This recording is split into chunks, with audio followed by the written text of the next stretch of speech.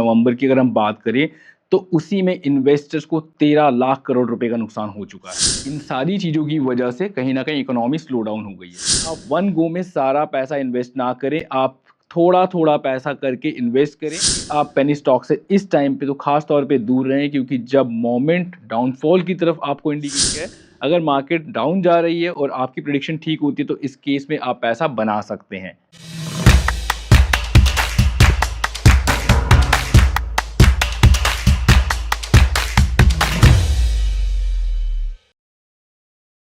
इस मार्केट की recent fall down में क्या-क्या इम्पैक्ट हुआ है, तो इम्पैक्ट की बात करें तो सबसे पहला इम्पैक्ट तो ये है कि 11 और 12 नवंबर की अगर हम बात करें, तो उसी में इन्वेस्टर्स को 13 लाख करोड़ रुपए का नुकसान हो चुका है, सिर्फ 2 दिनों के अंदर।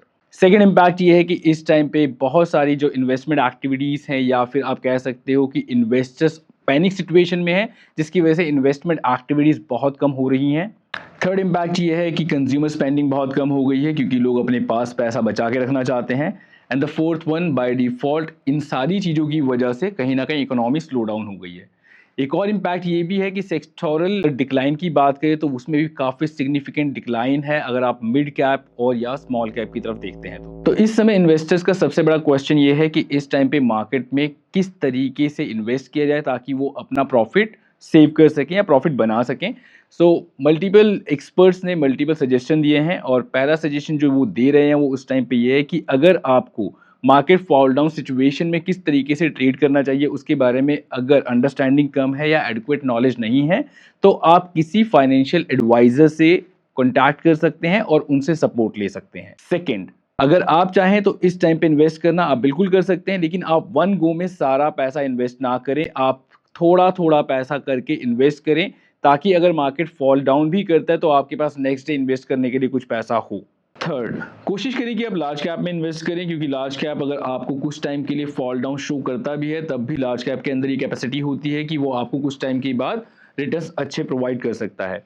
फोर्थ ऑप्शन ये है कि पेशेंस रखना बहुत इंपॉर्टेंट है। आप ये मत सोचिए कि आप शॉर्ट टर्म में ही पैसा कमा पाएंगे जब खास तौर पे मार्केट फॉल डाउन कर रहा है, लेकिन आप थोड़ा पेशेंस रखेंगे तो आप सडनली प्रॉफिट कमा सकते हैं। फिफ्थ पॉइंट ये है कि आप पेनी स्टॉक से इस टाइम पे तो खास तौर पे दूर रहें, क्योंकि जब मोमेंट डाउनफॉल की तरफ आपको इंडिकेशन दे रहा है उस टाइम पे पेनी स्टॉक्स पे इन्वेस्ट करना समझदारी का डिसीजन नहीं होगा। मार्केट की इस फॉल डाउन सिचुएशन में पैनिक होने की रिक्वायरमेंट नहीं है, तो आप बहुत ज़्यादा घबराएं नहीं, अदरवाइज पॉसिबली हो सकता है कि आपने जो प्रॉफिट बनाया हो आप उसको भी गवा दें। तो अपने माइंड को कंसंट्रेट करके अपने इन्वेस्टमेंट स्ट्रैटेजी को फॉलो करें। और लास्ट सजेशन ये है कि आप क्या कर सकते हैं, जो भी आप प्रॉफिट बुक करते हैं, अगर आपने छोटे प्रॉफिट बुक करे हैं तो उनको किसी सिक्योर फंड में इन्वेस्ट करें, ताकि आपका जो प्रॉफिट है वो आपके लिए बाद में काम कर सके।